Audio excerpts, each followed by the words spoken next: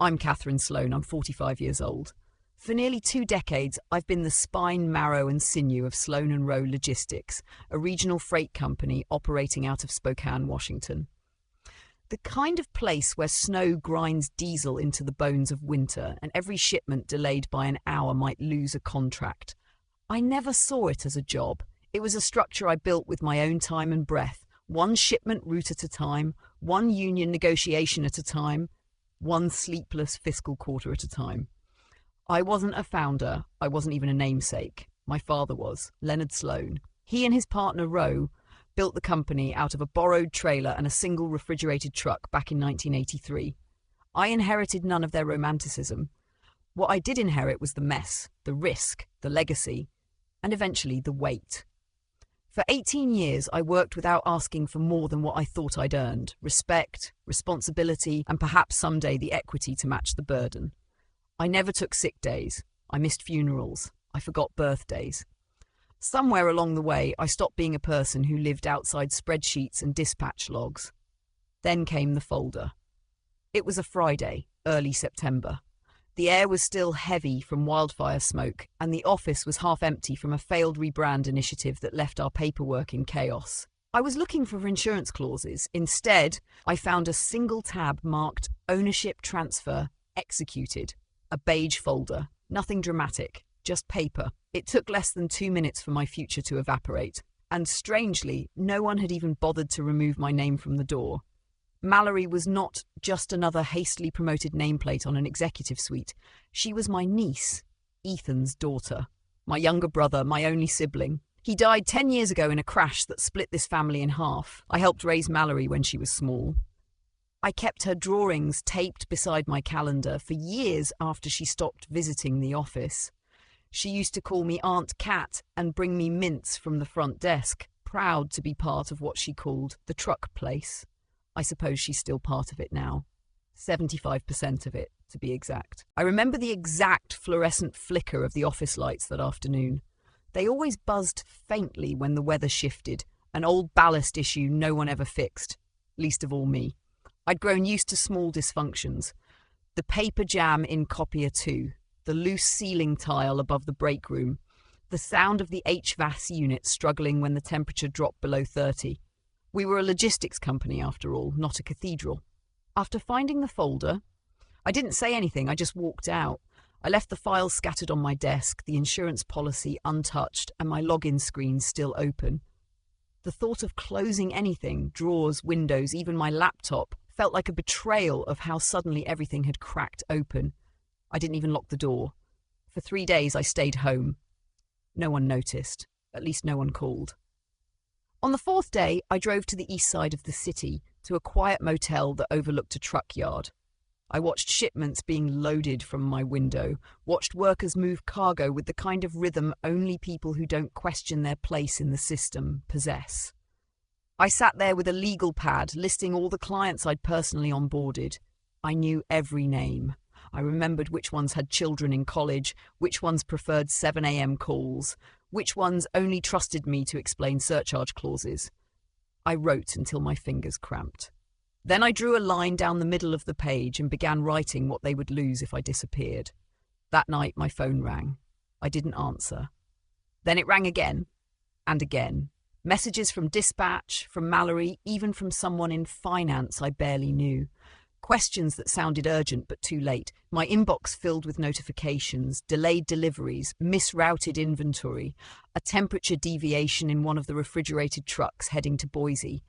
I didn't read all of them. Just enough to know the chaos had begun. By the end of the week, my father called. Not to ask where I was, not to say anything resembling concern. Just 4 words. Baxter Foods is leaving. I didn't respond. I didn't need to. That one sentence had all the gravity I required. Baxter was our biggest contract, a legacy client from my father's era that I'd managed to retain through 3 renewals. Each year, they threatened to move to national carriers with cheaper bids, and each year I convinced them otherwise. Not through favours, through precision. Through knowing how many minutes it took to unload a dry goods pallet in freezing rain and structuring arrival windows accordingly. I knew this moment would come. I just didn't know how it would feel to not care. On Sunday, I opened the folder again. The legal language was precise.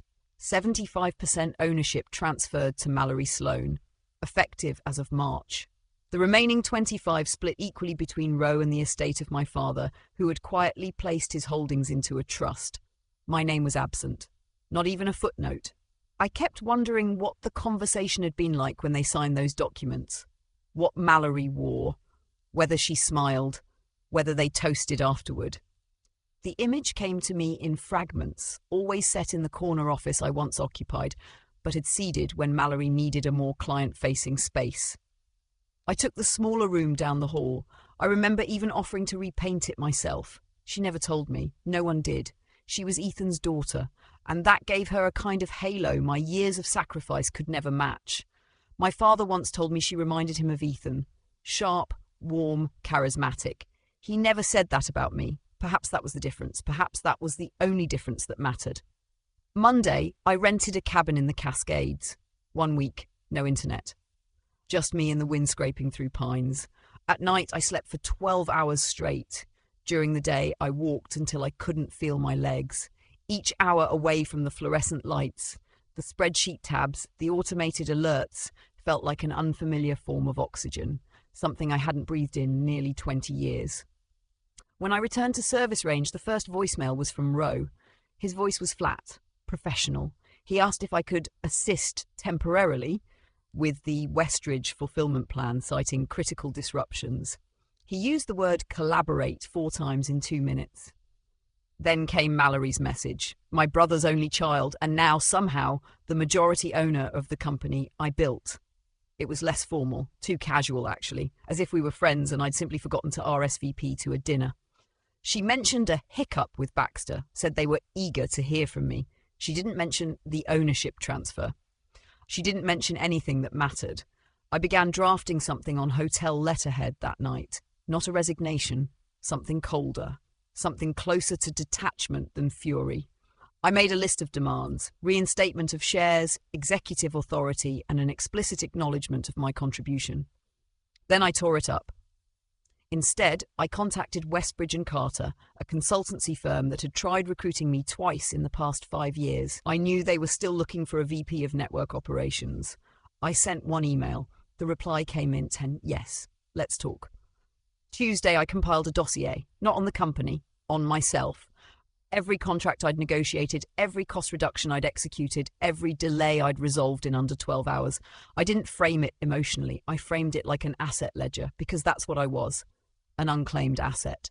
I excluded certain things, the undocumented shortcuts I'd built into routing software, the client preference matrix I maintained manually, the escalation protocol that lived only in my head. I didn't delete those things. I simply withheld them, not out of spite, out of calibration.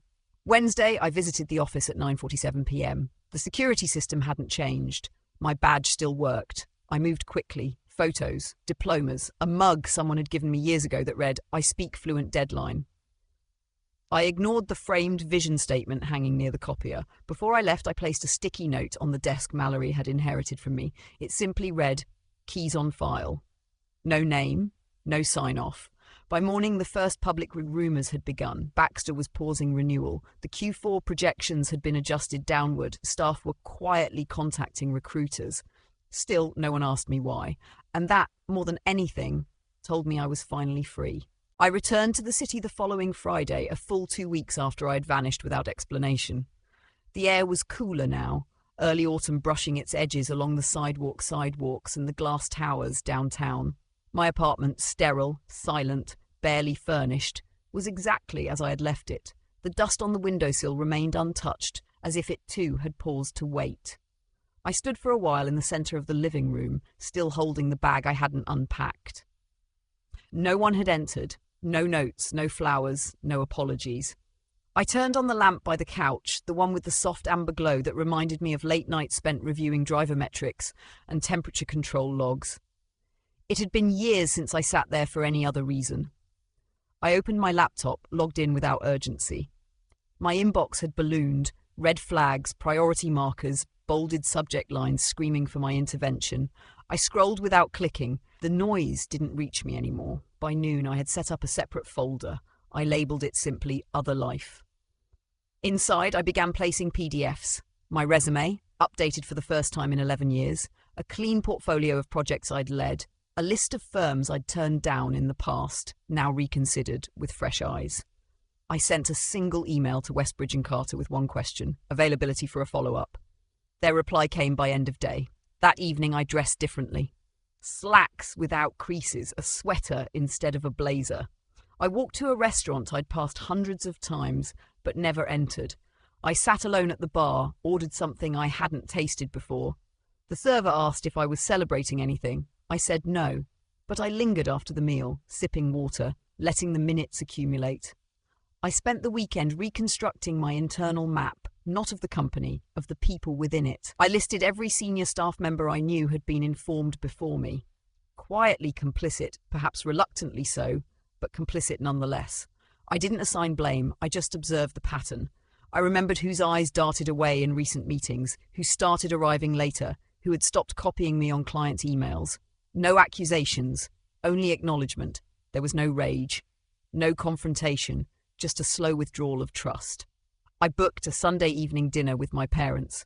They didn't ask questions when I said I'd be there. They never had. Routine had long replaced curiosity in our relationship. The house looked the same. The meal was the same. Mallory arrived halfway through the appetizer course, laughing at something no one else heard. Her scarf was new, her tone too light. I listened more than I spoke. Let the conversation move around me like shallow water. I took note of my father's posture, how it stiffened when logistics came up. I watched my mother refill glasses she hadn't emptied. Mallory talked about branding strategies, marketing awards I hadn't known we'd applied for. No one asked why I hadn't been at the office. After dinner, I walked through the hallway alone. My name was still on the wall plaque, listing the company's key executives. It hadn't been removed. Not yet. I paused only briefly before leaving. The next morning, I did not return to work. Instead, I met with William from Westbridge. We spoke plainly, carefully, like two people familiar with numbers and consequences. He didn't ask why I had left Sloane and Rowe. He asked what I was willing to do next. I gave him conditional answers, hypotheticals. He seemed to understand the rules of the conversation. Over the next 48 hours, I created a second document, parallel to the first, a comparison file. One side for Sloane and Rowe, current contracts, risk points, key client vulnerabilities. The other side, industry openings, competitor expansions, where my expertise might shift leverage. I didn't cross the line, but I measured it. Mallory called midweek. Her message was chipper. She mentioned a video shoot gone awry, a branding consultant she was thinking of hiring. She asked if I might review a draft proposal when I had a minute. Her voice faltered halfway through. She didn't mention Baxter or Westridge, or anything that suggested she understood what was unravelling beneath her. She signed off like we were still family. Perhaps we were, but the centre of that word had shifted. I didn't return her call. That Friday, my father left a voicemail. He sounded tired, tense, the kind of voice I remembered from snowstorm reroutes or union walkouts. He mentioned numbers, rising complaints, project delays, a supplier threatening to pull out. His voice didn't say my name. I listened twice. Then I drafted a letter. It wasn't resignation. It wasn't negotiation. It was something between clarity and distance. I printed it, folded it once, slid it into a plain envelope. No return address. I placed it in my drawer. I didn't mail it. On Saturday, I reviewed our bylaws. Nothing hidden, but plenty implied. I highlighted 3 clauses, made notes on 2. I contacted Sofia Rodriguez, a friend from law school who had since moved into corporate employment law. We scheduled a meeting for the following Tuesday. I sent her the documents. She responded with a single line, interesting timing. That night I didn't sleep, not because I was anxious, because my body had forgotten what anticipation without exhaustion felt like. Sunday came again. I didn't go to dinner. I waited for the call that would come around 6:15. It didn't. Instead, at 6:43, a message arrived. They'd like to talk. All of them. Tomorrow. No location. No agenda. No apology. I confirmed with a one-word reply. Then I turned off my phone, folded the note I'd written days earlier, moved it from the drawer to my coat pocket. I didn't reread it. The silence that followed wasn't absence. It was alignment. The meeting took place in a private room at a downtown restaurant with whitewashed brick walls and slate grey curtains pulled halfway to mute the light. It was the kind of setting meant to make conflict feel civilized. A long table had been prepared, water glasses already filled, leather folios opened but untouched. There was no agenda in front of me, but I brought my own. My father sat at one end, jaw tense, hands clasped as if he were preparing for a deposition. Mallory was beside him, posture stiff but composed. She wore a navy blazer 2 sizes too expensive for the understanding she brought into the room. Roe occupied a seat across from mine, older now than I remembered, but no less evasive in the eyes. Beside him, the family attorney Harold Barrett arranged papers without speaking. I arrived at the precise minute scheduled. I offered no smile, no greeting, no delay. I removed a single sheet from my bag and placed it at the centre of the table. It contained 3 points: equity redistribution, operational authority, and board oversight. Simple language, no flourish, no margin for debate. They all read it in order, line by line. It was my father who responded first. He spoke with the confidence of a man used to controlling the tempo. He referenced market fragility, reputation risks, generational strategy. He framed my demands as emotion dressed up as ambition. I let him finish. Roe followed with hesitation masked as compromise. He suggested provisional roles, 6-month terms, review clauses. Harold interjected with procedural clarifications, his voice low, deliberate. No one said the word mistake. No one said betrayal. Mallory said nothing. I turned slightly toward her without facing her fully. The silence between us had shape now. Years of family gatherings, a dozen birthdays. The eulogy I gave for her father. She still had a key to my apartment, though I doubted she remembered that. When she finally spoke, her voice was quiet and flatter than I expected. She admitted difficulties. She mentioned late reports, missed escalations, unanswered inquiries. She said the pace was different than she had anticipated. She used the word over without apology. It wasn't much, but it was something. I made no effort to press further. I had no interest in guilt. I was here for structure. Harold began drafting terms. He adjusted ownership shares. Mallory would transfer a portion of her majority to me. Not enough to erase what had been done, but enough to redefine what came next. I did not flinch at the numbers. I waited as they negotiated among themselves. Roe resisted giving up voting power. My father objected to the clause limiting executive hours. Mallory asked about public perception. I answered only when Harold looked to me directly. By the time dessert was served, though none of us touched it, we had a signed memorandum of understanding. I left with a copy in hand and my conditions met. Not fully, but sufficiently. I did not return to work the next morning. I took 2 more days. I turned off notifications, walked in the park near my building, reorganized my bookshelves, cancelled an interview I had scheduled with Westbridge. Not because I had decided to stay, but because I had already made the choice of who I would be. Back at the office, I resumed quietly. I didn't reclaim my old corner. I chose a smaller room near operations. My name reappeared on internal directories. I was reintroduced at department meetings I had once led. Most nodded. A few looked away. The day I walked past the loading docks, a driver I hadn't seen in 3 years gave a short salute. I returned the gesture without stopping. Inside the dispatch room, someone had printed my 3 operational principles and pinned them above the whiteboard. I had never told anyone to do that. Later that week, I received a courier envelope. It contained a revised ownership certificate, notarized and finalized. For the first time in 18 years, I was no longer invisible. The only message enclosed was handwritten, unsigned. It read, "He would have wanted you to have it too." I recognized the handwriting, Mallory's. I placed the document in my drawer and I left the note folded unread inside my desk. The transition was not immediate. It never is. Systems resist disruption even when the change is necessary, even when it's welcome, especially when it is earned. I returned to the office with deliberate moderation, 3 days a week at first, then 4. My hours were clear, capped, methodical. I declined meetings that lacked an agenda. I rewrote the project prioritization matrix. Slowly, the culture adjusted. The desperation that had defined so many late nights gave way to planning. We met deadlines without sacrificing weekends. The company began to breathe in a different cadence. I noticed it first in the tone of emails. Brief acknowledgements turned into direct requests. Requests turned into consultation. Some of the same managers who once addressed me with perfunctory courtesy now waited for my assessment before finalizing their plans. Nothing grand. No epiphanies. Just an evolving tempo. Operations stabilized within the quarter. Baxter signed a renewed agreement under new terms, slightly more conservative than the last cycle, but stable. Westridge followed shortly after. Other clients, once teetering on uncertainty, began returning calls without prompting. The board met again in early spring. My quarterly review included graphs I hadn't needed to embellish. Retention rates, profit margins, response times, all shifting in the right direction. I didn't present them. Our analytics lead did. He spoke clearly, confidently. He didn't glance at Mallory. He referenced my systems without naming me, but the trace of my work was there, evident to anyone who looked. After the meeting, I walked past the break room and saw a junior staff member explaining a routing adjustment to a new hire.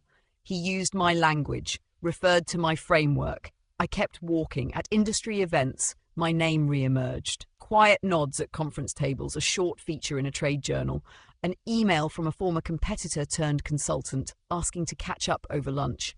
I accepted some invitations. I declined others. I had no interest in rebuilding what had broken. I was interested in what could now grow. One Thursday, an envelope arrived at my apartment. Heavy cardstock, embossed logo. A regional business association was nominating me for an operations leadership award. I hadn't applied. There was no speech required, just a dinner and a handshake. I attended out of curiosity. The table where I was seated included 2 CEOs and a state procurement officer.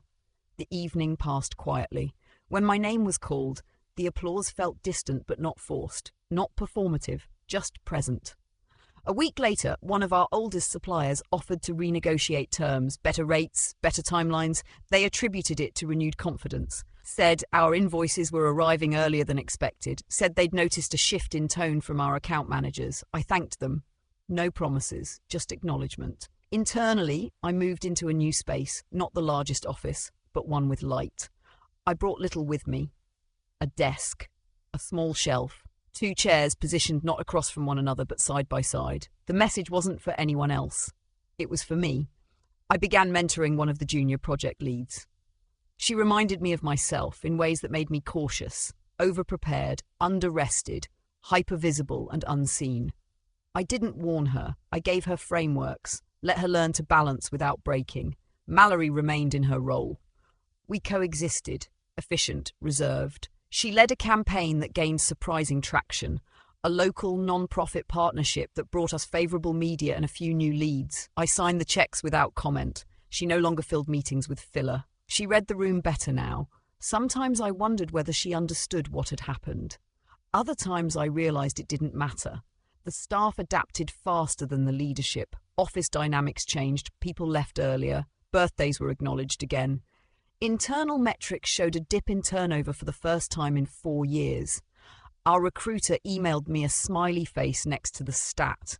I didn't reply, but I kept the message. On Fridays I left by 5. I walked past the warehouse floor, made eye contact with drivers I used to manage alone during winter storms. Some nodded.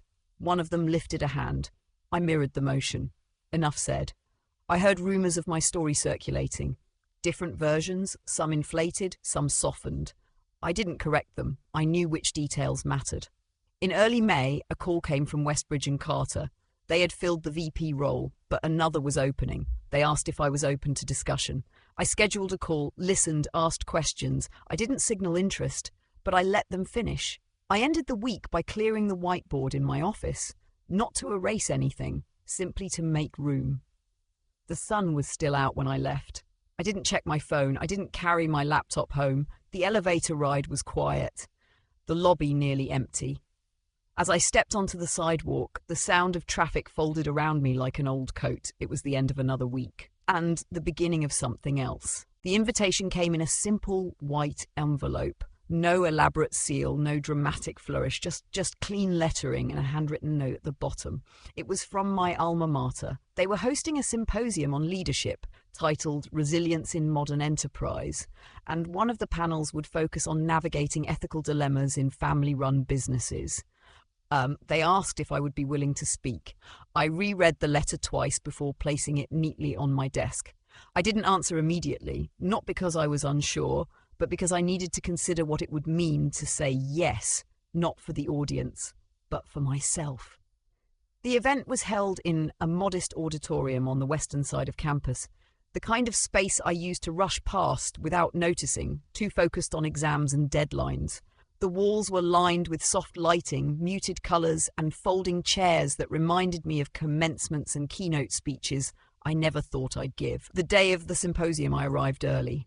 I watched the room fill slowly. Students with notebooks, professionals in understated blazers, a few familiar faces from firms I'd interacted with over the years. I noticed a man from Baxter Foods sitting 2 rows back, leaning forward with interest. There was a quiet energy in the air, not of spectacle, but of attention. When it was my turn, I stood without notes. I didn't recount every detail. I spoke plainly, without bitterness. I talked about frameworks, not betrayals. Systems, not grudges. I described how decisions made in boardrooms affect the people who keep operations moving. I touched on legacy, not as inheritance, but as stewardship. I acknowledged that sometimes trust erodes without declaration and restoration begins only after silence has done its work. No one interrupted, no one looked away. Afterward, several attendees approached. A student asked about navigating ambition and loyalty. A former executive said he had once made the mistake of overlooking the quiet performers in his company. Another simply said thank you and walked away. That evening, I returned to my apartment and opened my balcony door. The city sounded different now, less like pressure, more like rhythm. I poured a glass of water, sat in the chair I rarely used, and allowed myself a moment of stillness. Emails continued to arrive over the following weeks. One from a journalist writing a piece on women in logistics, another from a young founder seeking mentorship, a third from someone I hadn't spoken to in years, just saying they'd heard I was back and that it made sense. At work, the pace remained steady. Results came in. Projects stabilised. Mallory led a workshop without my involvement, and it went well. She sent me a brief report afterward. Concise, clear, free of pretense. I acknowledged it, made a few edits, and sent it back. There was no need for commentary. The system now spoke for itself. A small plaque was added to the hallway outside the executive wing that month. It listed contributors to the company's 25-year milestone. My name was at the centre, not bolded, not highlighted, just there, permanent and present. I paused when I saw it, ran my hand once over the surface, and kept walking. In the end, it wasn't a speech or a headline that marked the turning point. It was the quiet continuity, the emails that came without urgency, the meetings that ended on time, the respect that no longer needed to be demanded. I no longer had to prove I belonged. I simply did. Sometimes justice doesn't arrive in dramatic fashion. It settles in like light through a curtain, slow, soft, but unmistakable. It touches everything without asking for permission.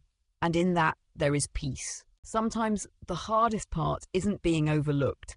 It's learning how long you were invisible before you noticed. What happened to me wasn't unique. In boardrooms and offices across the world, people give everything they have to something they believe in, only to realize too late that belief alone doesn't protect you.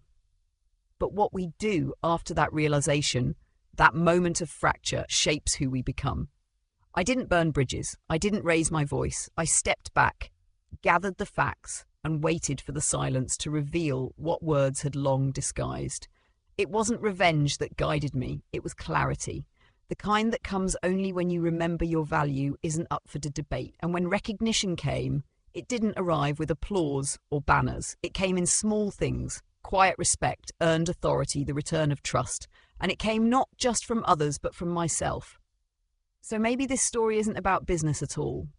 Maybe it's about what happens when someone stops asking for permission to matter and starts building from where they were dismissed. Have you ever had to reclaim something that should have been yours all along, not through force, but through proof? If so, you already know the most powerful victories are the ones no one sees coming because they were never loud to begin with.